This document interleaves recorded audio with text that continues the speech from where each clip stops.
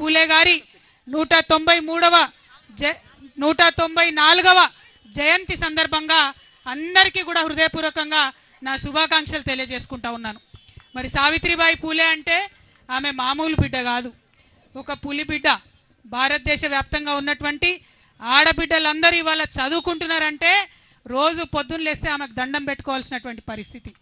మరి సావిత్రిబాయి పూలే గారు తన జీవిత ప్రస్థానం మొదలుపెట్టినప్పుడు ఆమె కూడా చదువుకోలేదు, కానీ ఒక మహనీయుడిని ఆమె పెళ్లి చేసుకున్నది.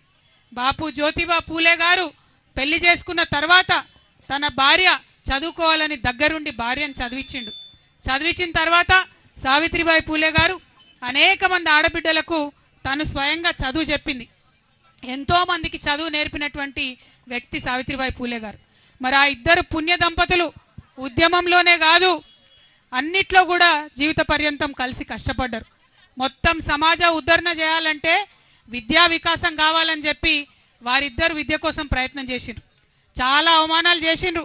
పాపం ఆమె బజార్లో నడిచిపోతుంటే రాళ్లతో కొట్టిండ్రు. ఒకప్పుడు మీద పేడ నీళ్లు చల్లినటువంటి పరిస్థితి ఉండే. అయినా సరే మొక్కువోని ధైర్యంతో మరి సమాజ వికాసమే నాకు కావాలని ముందుండి పోరాటం చేసినటువంటి మహనీయురాలు సావిత్రిబాయి పూలే.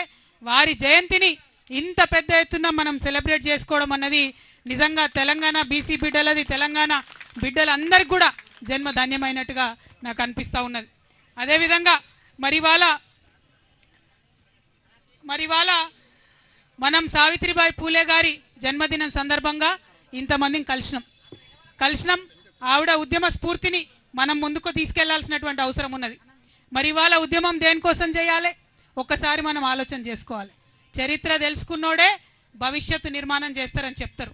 మరి 75 ఏళ్ళు అవుతుంది భారతదేశానికి స్వాతంత్రం వచ్చి. మరి ఇక్కడ ఇంతమంది బీసీ బిడ్డలు ఉన్నాం. ఈ 75 ఏళ్ళ స్వతంత్ర భారతదేశంలో మనకి ఏం జరిగిందన్నది ఒకసారి ఆలోచన చేసుకోవాలి.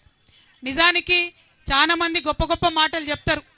కులం లేదు, కులరహిత సమాజం నిర్మిస్తామని చెప్తారు. కానీ అది వాస్తవమా? భారతదేశంలో కులం ఉన్నది, అది వాస్తవం. ప్రతి ఒక్కరం కులాల ఆధారంగానే బతుకుతా ఉన్నాం, అది కూడా వాస్తవం, కాదనలేనటువంటి వాస్తవం.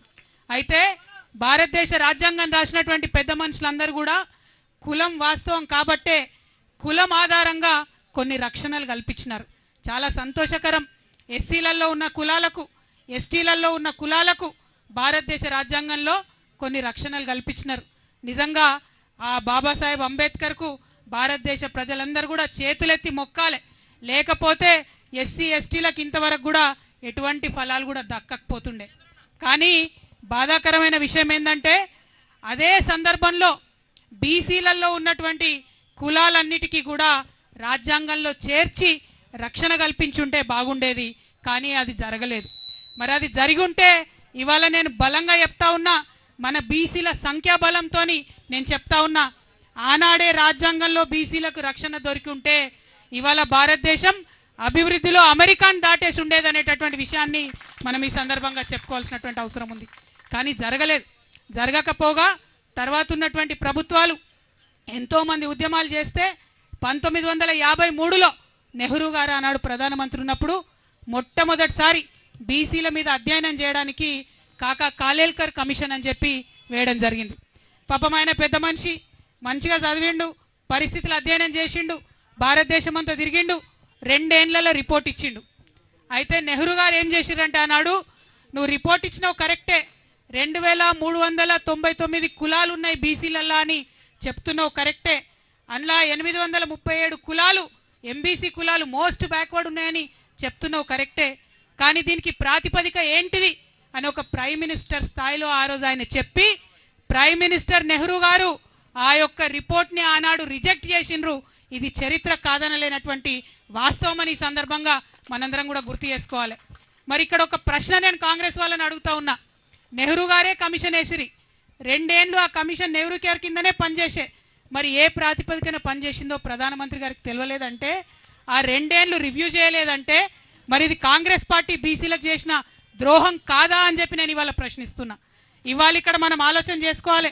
1955లో ఆ రిపోర్ట్ రిజెక్ట్ చేస్తే మళ్ళా 24 ఏళ్ళు ఎవ్వరు కూడా బీసీల గురించి మాట్లాడలే.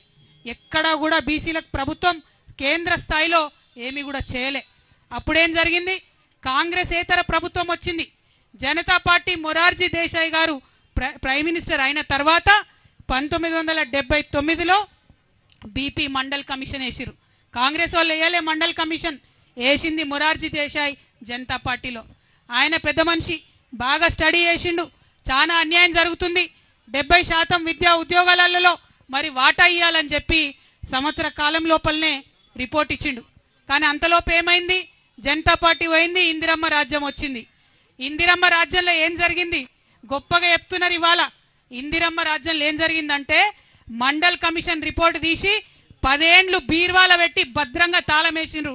తప్పితే ఇందిరమ్మ రాజ్యంలో బీసీలకు న్యాయం జరగలే. ఇవాళ నేను అడుగుతా ఉన్న కాంగ్రెస్ పార్టీని, కాదంటారా ఈ వాస్తవాన్ని? 1980లో మండల్ కమిషన్ రిపోర్ట్ ఇస్తే మళ్ళా కాంగ్రెసేతర ప్రధానమంత్రి విపి సింగ్ 10 ఏండ్ల తర్వాత వచ్చేంత వరకు కూడా బీసీల గురించి కాంగ్రెస్ పార్టీ మాట్లాడిన పాపాన పోలేదు. ఇవాళ బాగా నోరు పెట్టుకొని మాట్లాడుతున్నారు.